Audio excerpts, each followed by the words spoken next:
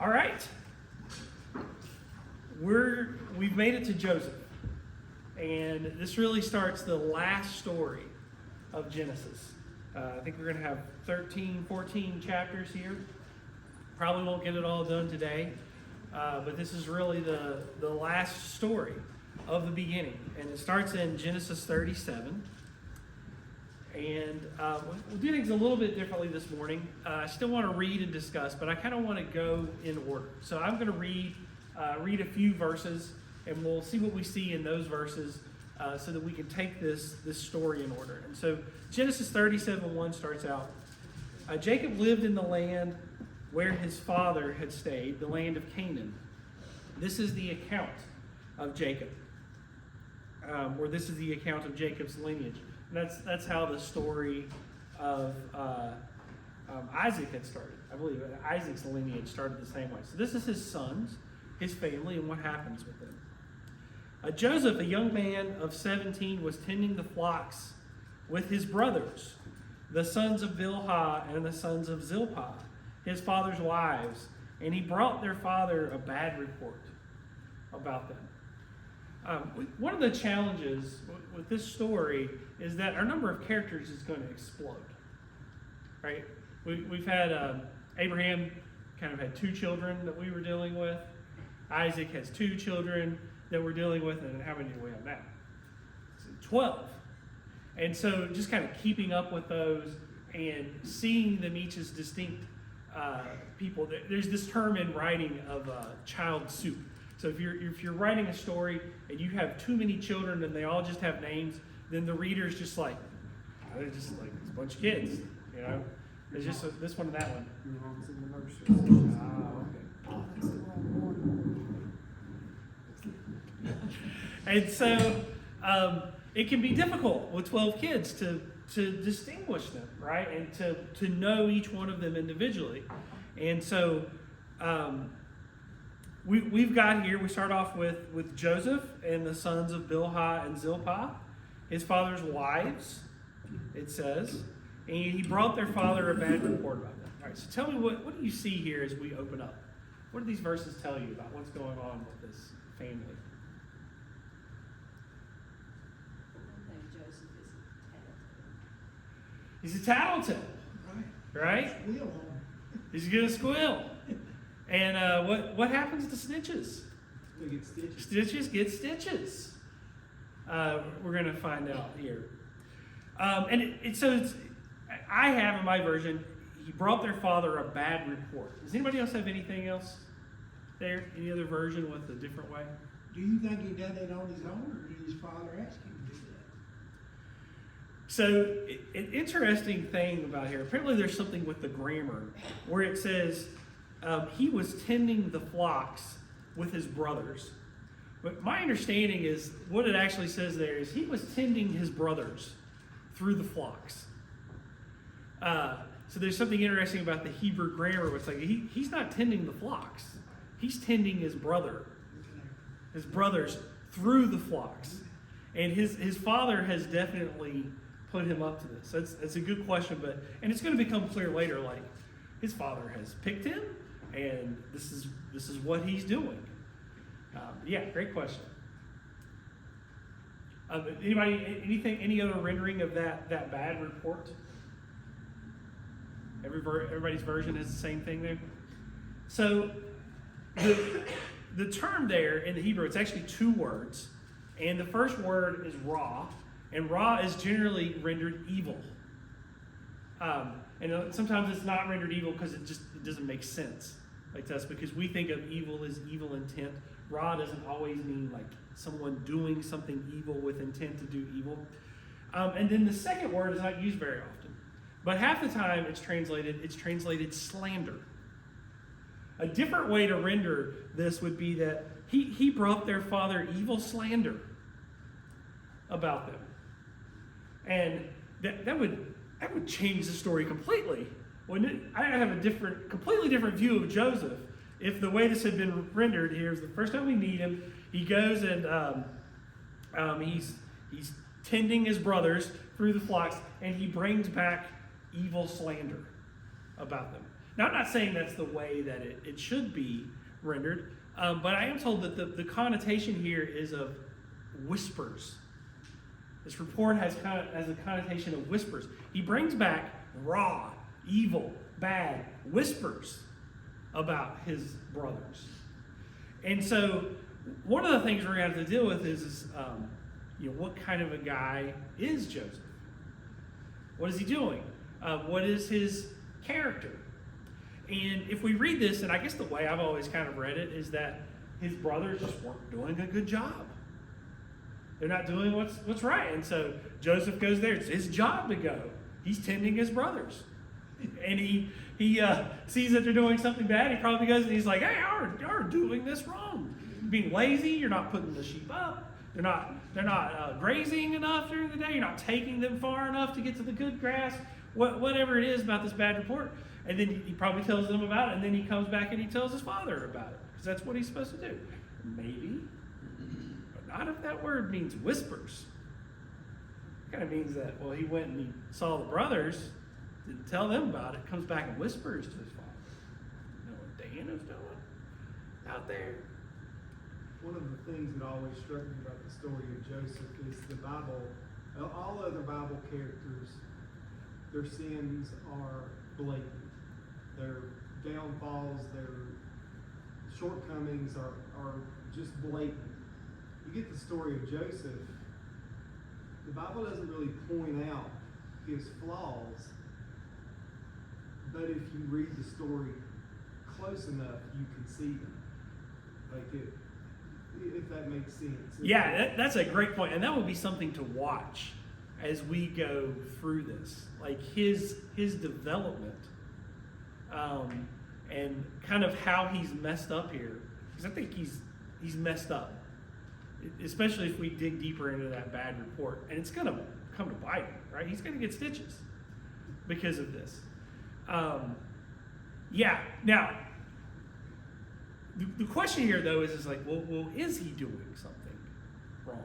Now, John's had a story last week about Dinah and the terrible thing that happens to her. And it ends with this question. Jacob's like, you all shouldn't have done this.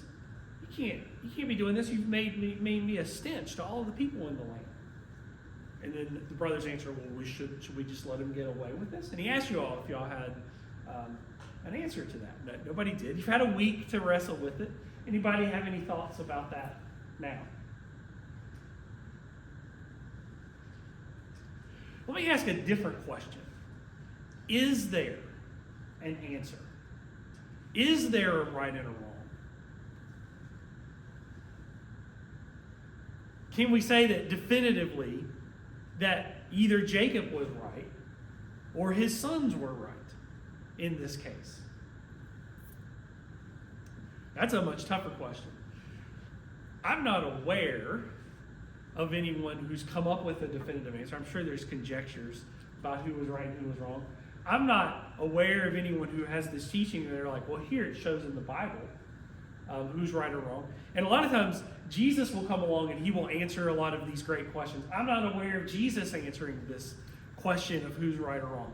And the thing that strikes me about that story that I love and that I hate about that story is I don't think there is an answer to that question. It's like, to me, I kind of think it's like he cast the first stone on her. That Joseph did, or are you talking about? Jacob did on his brothers. Yeah. He cast the first stone.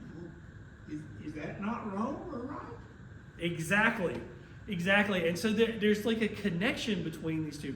We've had our first story with Dinah where it's like the Bible's going to pose this question to you. And if you dig deeper into that question, it's really about if someone has wronged you or wronged someone else, is it correct to take vengeance? And I think the answer to that question is sometimes it's yes and sometimes it's no. And that's why the Bible ends this story with this question, posing it to you. Who was right here? And then we get to this. Now we're going to be wrestling again. Who's right here? Is Joseph right? Or did he cast the first stone? Or is his brothers right? And the thing is, we got this term that like it's hard to translate because it doesn't show up very often. but it does not tell us whether they actually did anything wrong or not. The Bible could have cleared this up and said, he went and he found out they were lazy and not doing their job. And so he brought a bad report. It doesn't tell us that. We've got to wrestle with it ourselves. Man, we got to get moving. 12 minutes in already. The other thing about this is like it's the sons of Zilpah and Bilhah. How many sons does that account for?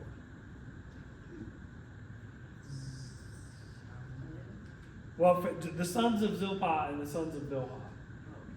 How many would that account for? It would account for 4. Leah's got 6, and the other 3 wives have 2 each. Okay, one other thing we got to get to quick. There's something about this family that we've learned. One of them is in the story of Dinah. Which sons go and murder the whole city? Anybody remember? It's Simeon and Levi. And they're all implicated. Like it starts out, it's all the brothers, but it's specifically the 2 brothers, Simeon and Levi, who murdered them all. And it's specifically Simeon and Levi that Jacob is talking to, and he has this conversation at the end. There's another brother that we found something out about. Anybody read and caught this? There's another brother that messes up. It's Reuben. Who knows what Reuben did? He sleeps with Bilhah, and Israel finds out about it. Now, the interesting thing is, these are the first 3 sons of Leah. Reuben, Simeon, Levi. First 3 sons of Jacob, born through Leah. He's on the outs with all of them, apparently. Okay. Now we've got, and that almost accounts for all of them. Because now we have Joseph and the sons of Zilpah and Bilhah, but there's 3 more sons of Leah. Verse 3, now Israel loved Joseph more than any of his other sons because he had been born to him in his old age. And he made him a richly ornated robe for him. And when his father saw that, or when his brothers saw that his father loved him more than any of them, they hated him and could not speak a kind word to him. All right, what do you see now? Or what questions do you have about this? I'll tell you a question I have. He loves him because he was born to him in his old age? What? So in case you're confused about that, Jacob goes and he spends 20 years with Laban. First 7 years he's working for a wife. It's 13 years for him to have kids after he gets a wife. And I assume that he gets both of them after that 7 years. 7 years, gets Leah. A week later, he gets Rachel. They start having kids. He has 11 kids while he's there in this 13-year period. That's bam, bam, bam, bam, bam, right? Okay? Joseph is the youngest, but like, he loves him because he's born to him in his old age? Probably good if he's last. That's another great question. It's not. So what has happened previous to this story? There's another kid who comes in his old age, because Benjamin does come along quite a bit later, because he's left Paddan Aram. He's traveled around the land a bit. He's settled here, settled here, settled here, settled here. Then he has Benjamin. Benjamin is born older. And Benjamin's going to be his last. And I just always assumed like he loves Joseph because Joseph is from Rachel, his favorite wife, but that's not what it says. Okay, and then we get this robe, the Technicolor robe, or probably coat of many colors. You probably grew up hearing this. My understanding, it's a word that's not used often again. We don't really know what it means. My understanding is that it has this connotation of to the palms. The word means something about to the palms. It's also not a coat, it's a robe. Their garment is like 2 pieces. You have a robe, which is the undergarment, and a coat or cloak that goes over top of that. This is the undergarment, the robe. Typically, it only goes to the shoulders. And this one's special because it goes all the way down to the palms. And part of something we can gather from that is that it's not intended for working. This is not working man's clothes. It's meant to be ornate and show off that you're important. And that's exactly what Joseph is doing. He's not tending the flocks. He's tending his brothers through the flocks. He's not working. Which is, interestingly, is not what Jacob does. Jacob shows up in Paddan Aram, and what did we say? He is herdsman extraordinaire. Move this rock, move these herds, get them out eating, water them, do this. And not that he's telling other people to do it. He's doing it. He's moving the rock by himself. He is a doing herdsman. Not Joseph. He's an administrator. He's boss man. Okay? So they hate him. In verse 5, Joseph had a dream, and when he told it to his brothers, they hated him all the more. He said to them, listen to this dream I had. We were binding sheaves of grain in the field when suddenly my sheaf rose up and stood upright, while your sheaves gathered around mine and bowed down to it. His brothers said to him, do you intend to reign over us? Will you actually rule us? And they hated him all the more because of his dream and what he had said. And so in this culture, sheaves are a symbol of fertility. And so he's essentially saying, well, my fertility is standing up straight. Yours is drooping down. They hated him all the more. Then he had another dream, and he told it to his brothers. Listen, he said, I had another dream. And this time the sun and moon and 11 stars were bowing down to me. When he told his father as well as his brothers, his father rebuked him and said, will your mother and I and your brothers actually come and bow down to the ground before you? And his brothers were jealous of him, but his father kept the matter in mind. What do you see here? What questions do you have? Seems bold. Seems bold? Yeah, Jacob, he seems to be concerned like now. There's all of this strife, all of this division in his family. Finally, Jacob's going to speak up. I'm going to bow down to you? What's wrong with you, boy? That's our Jacob we've come to know and love. What about his mother? Will I and your mother bow down to you? Who's his mother? Rachel. How's Rachel his mother? Rachel's dead. Who was his mother?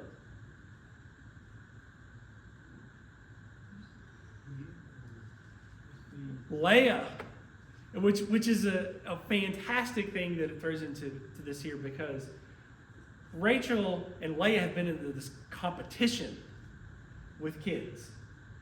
And it's already alluded to this. The sons of Bilhah and Zilpah, where do you think they are on the ladder?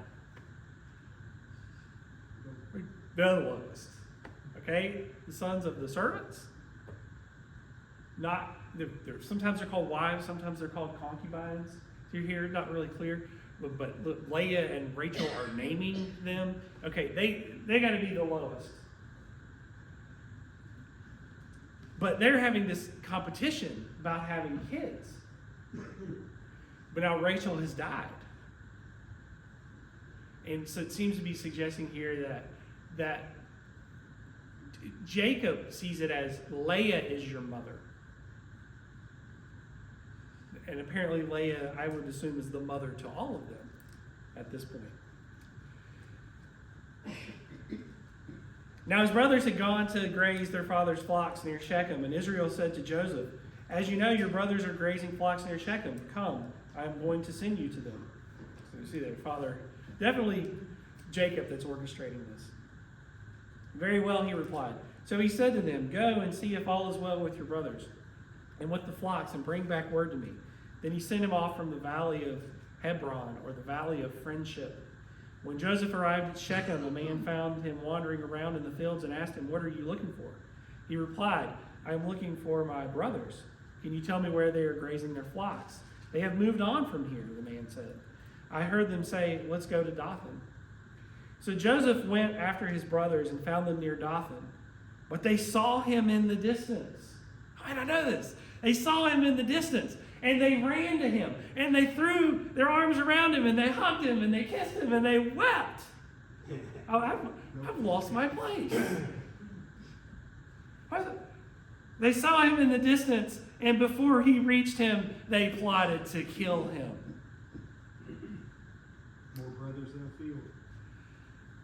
Brothers arguing in a field. Jacob and Esau, by the way, are in the field. Right. The land is not big enough for them. Who leaves? Esau. Oh, yeah. Esau. I'll pick up my stuff and go.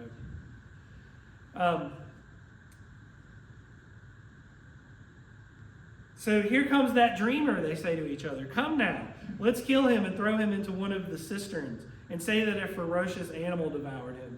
Then we'll see what comes of his dreams. When Reuben heard this, who's Reuben?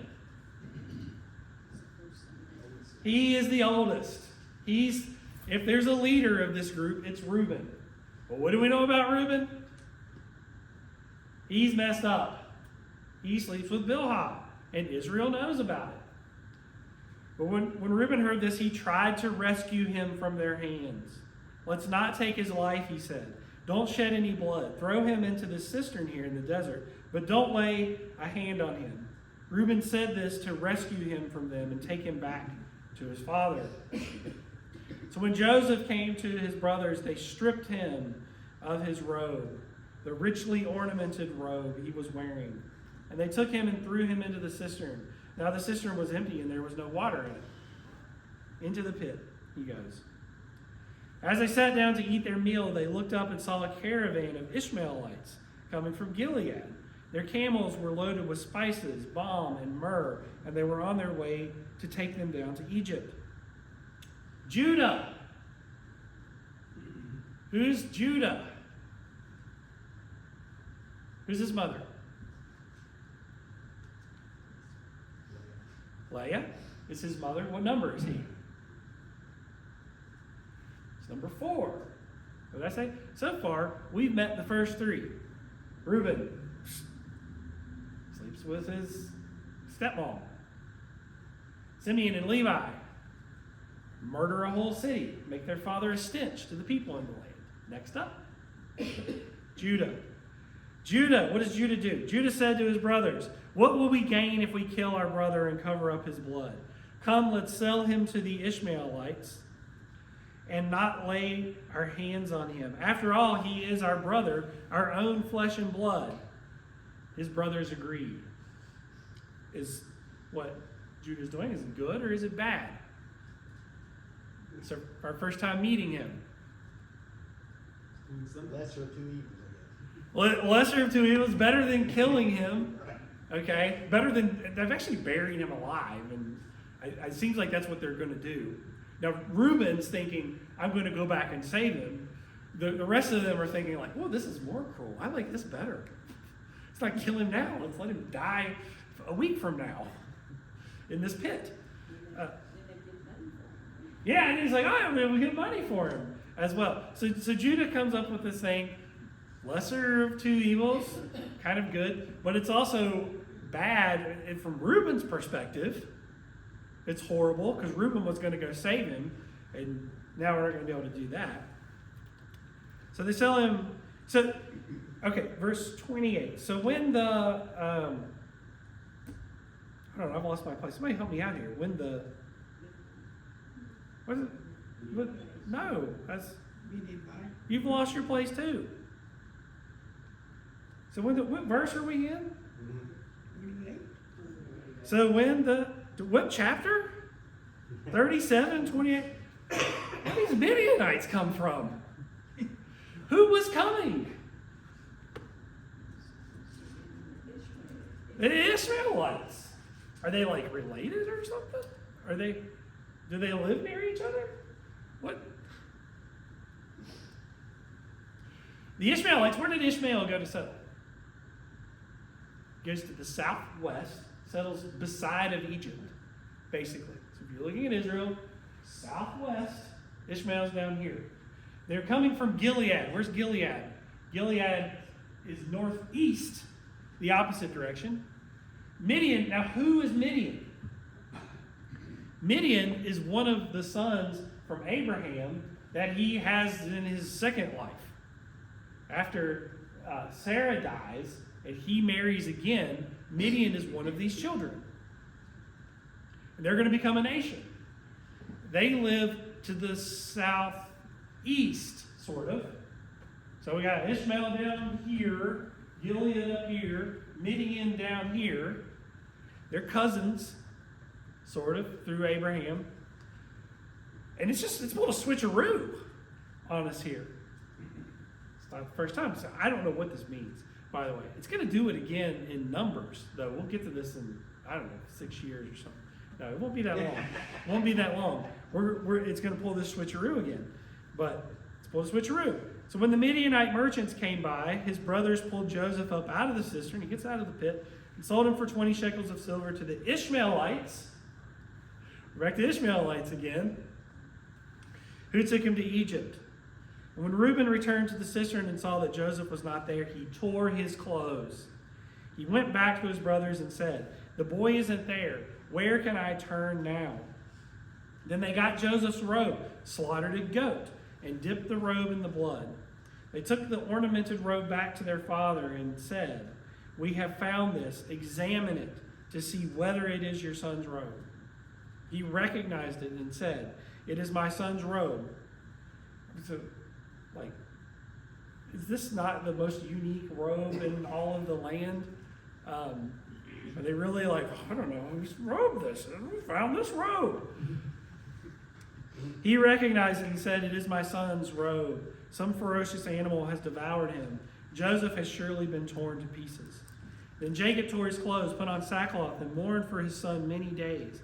All his sons and daughters came to comfort him, but he refused to be comforted. "No," he said, "in mourning I will go down to the grave to my son." So his father wept for him. It's interesting, there's a famous phrase about someone else who's going to say, "She refused to be comforted." Maybe Isaiah, I'm not sure. Rachel, later in the prophets, is going to refuse to be comforted.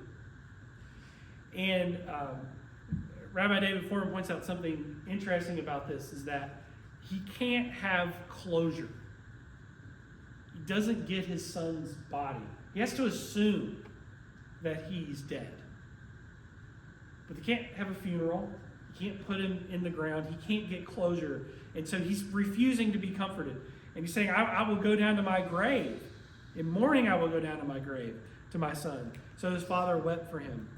Meanwhile, the Midianites, there's the Midianites again, sold Joseph in Egypt to Potiphar, one of Pharaoh's officials, the captain of the guard. All right, anything else? Any other comments on this chapter? Any questions? All right. Now, we're going to get interrupted again by this story that seems like it's out of place. Who is this story about?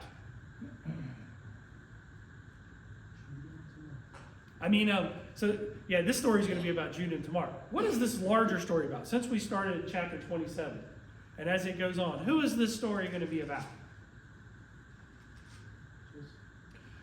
Joseph. It's a trick question. Where is it? Where is it about Joseph, I would say? So we've got this thing, and we've seen this several times before, like this interruption in the flow of this story. And what's going to happen is, I'm going to summarize this because we've got to move. Judah is going to leave the Beit off. He's going to go off on his own. He's going to live somewhere else. He's going to have this buddy. He's going to have 3 sons. What does that tell you? Why is he leaving? Why would you assume that he's left? How do you think Reuben feels about him? And Judah's just messed up Reuben's plan. And who do you think has got to go back to father? Who do you think hands the father the robe? And tells him this. We found this. You think they all 12 are holding it? Or all 10 are holding it? Giving it to the father? I don't think it's 10 of them. Who do you think? Who's going to give the robe to the father? The who's real don't start with this first part of the chapter. The sons of Zilhah. Well, that's an interesting idea. I like that. But who is the ringleader of this? If you have a group of kids and one of them, One way I've heard this said is like, somebody pulls up and there's a group of kids over here and you need to ask directions. Which one do you talk to?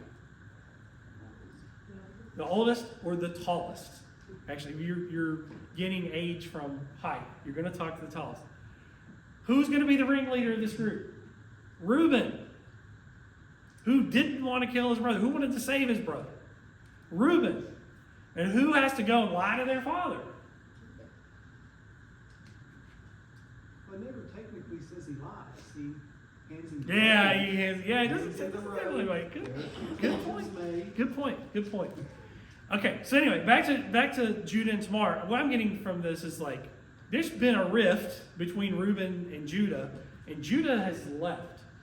They all leave the Beit Av, by the way, and go to a foreign country or someone else. They are all prodigals.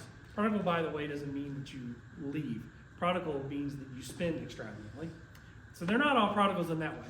But they're all prodigals like the prodigal son in that they all leave and they all go to this foreign country and generally get in trouble, and a lot of times it involves a woman.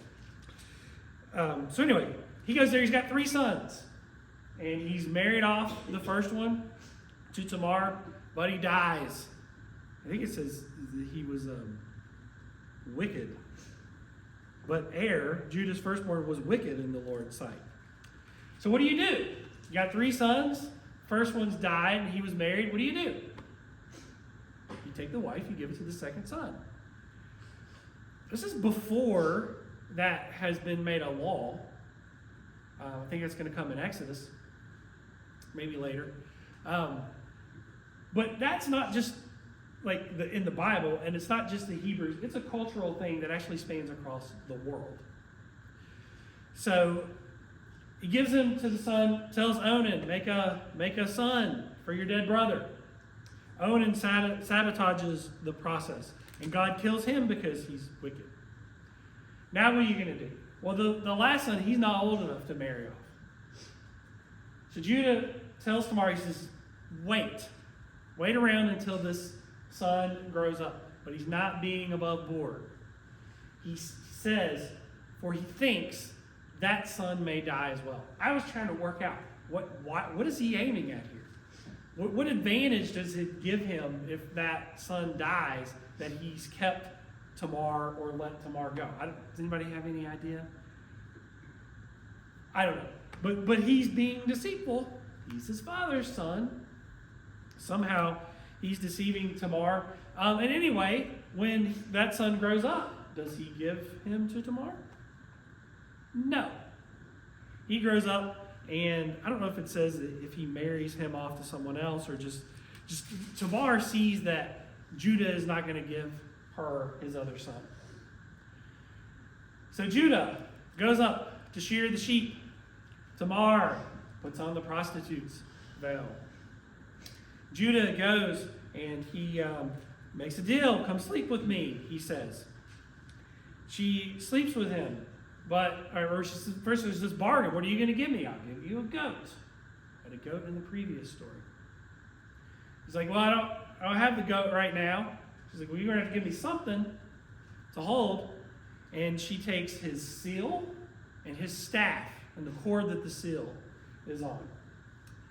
So anyway, they do their thing. She gets pregnant. 3 months later, everyone's coming to be like, hey, you got this woman living in your house. She's not married to anybody. She's pregnant.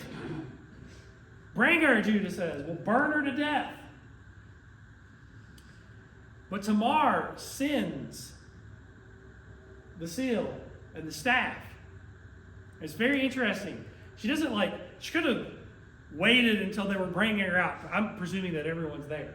Like this is a community thing that's happening.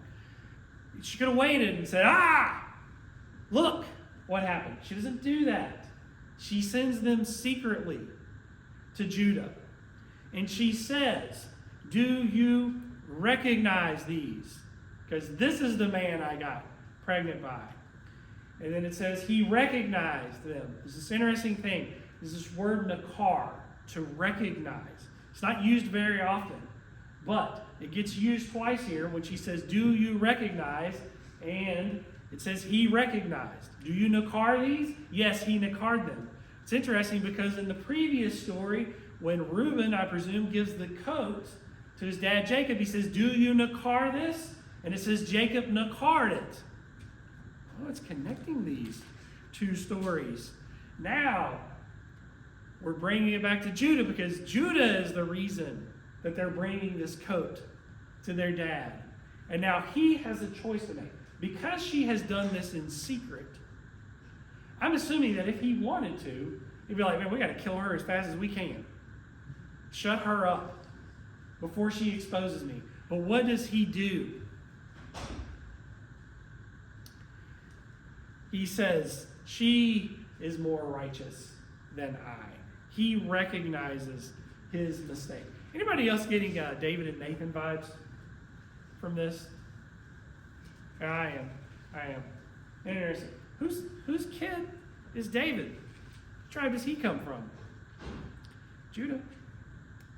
Yeah. So,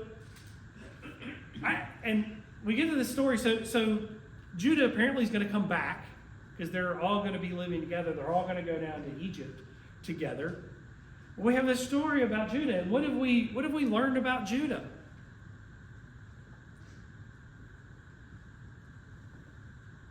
He's flawed, but he can do the right thing. He's flawed, but he does the right thing. He learns. When confronted, he learns. When confronted, David repents. And life is going terrible for Judah. Like, as you're reading the story, at some point you're like, I'm not sure there's going to be a Judah. I don't know if there's going to be a clan of Judah. It's got 3 kids. 2 of them have died without any sons. He's thinking, well, probably the 3rd one's going to die too. He's thinking, I'm probably done. My line's probably cut off at this point. And then he's going to become the biggest, the strongest, the lion of Judah. And then it happens through this. Much later, we'll talk about the women that are in the lineage of Jesus, and who is one of them? Tamar. This is how his family is built. This is where David comes from. But he repents. Now, I got to the bottom. I was reading this, and I think it's the Life Bible. What is that app? I do like it because it doesn't have ads. And anyway, it has this note. It has notes. It's the Life Bible, and it's like the Bible is contrasting this story with the next one. How evil Judah is, and how righteous Joseph is, because in our next story, Joseph is going to get caught by the coat by Potiphar's wife, and he's going to run and leave his coat. So I'm seeing Judah has repented. Joseph, when he gets caught by Potiphar's wife, she's like, "Come sleep with me." Joseph's answer is going to be something like, "Can't you see how well things are going for me? And you want to ruin it? Like, this guy's going to be in charge of everything. The only thing I could do to make him mad is sleep with you, and that's what you want me to do." And here, Judah has a chance. Let's tie up this loose end and get rid of her so nobody finds out what I did. But he says, I'm going to do what's right. And I don't know about y'all, but I'm excited to see where the rest of the story goes. We got a couple minutes. If you have any comments or questions, we got a couple minutes for them. Anybody? Going once, going twice? All right. You got a few minutes of break then.